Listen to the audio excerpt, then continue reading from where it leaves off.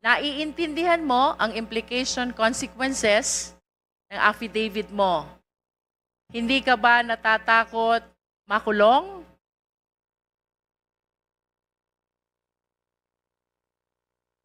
Natatakot, Your Honor. Hindi ka ba natatakot makulong ang asawa mo? Natatakot, Your Honor. Hindi ka ba natatakot na mapalayo kayong mag-asawa sa inyong mga anak? Natatakot, Your Honor. Then why? Kaya Why did you execute this affidavit? Your Honor, mas natatakot po kasi kami sa buhay namin ngayon dahil kinukuyog na po kami ng taong bayan.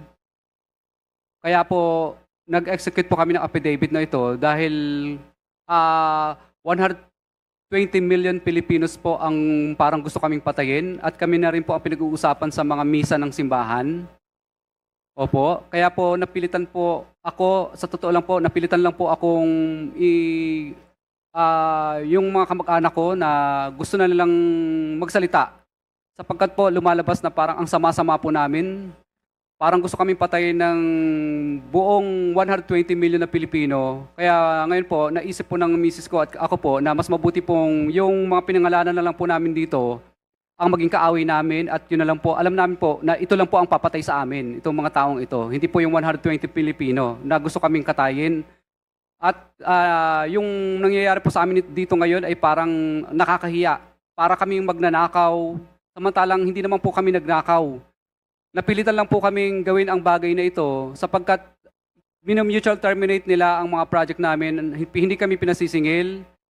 Road ride of way ang nangyayari po. Kaya po kami po ay isinigaw na lang po namin ito kasi namili po kami mag-asawa. Bulak, 1 kilong bulak o 1 kilong ginto. Ang pinili po namin, 1 kilong ginto. Dahil una, pareho lang naman siyang mabigat. Yung bulak at saka ginto, pareho siyang mabigat. Pero pinili po namin yung ginto.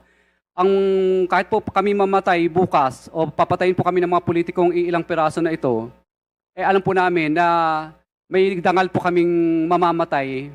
Kaysa naman patayin po kami ng buong Pilipino sa Pilipinas. Na kahit saan po kami magpunta sa dulo ng Mindanao, Luzon at Visayas ay parang kaaway po namin lahat ng mga Pilipino. Samantala ngayon po, natatakot po kami sa buhay namin. Alam namin kung sino lang ang kaaway namin. Yung mga pinangalanan po namin dito, ito na lang po ang alam namin kaaway. Hindi po 120 million Pilipino po ang kaaway namin. Kaya sana po, pagbigyan niyo po sana kami kasi yung iba pong mga gusto pa pong mag-witness ng mga contractor, kung ako po ay inyong parurusahan po sa ginawa kong ito at ako po ay papagalitan po ninyo, wala na pong iba pang sisigaw ng mga contractor sa buong Pilipinas. Dahil una matatakot na sila kung ano po ang mangyayari sa akin. Kasi ang mangyayari po, parang nagbibigay po tayo ng hudyat sa iba't ibang pang mga contractor na, hoy, tingnan nyo, ang nangyayari kay Curly at saka kay Sarah, tutulad ba kayo dyan para mag-star witness?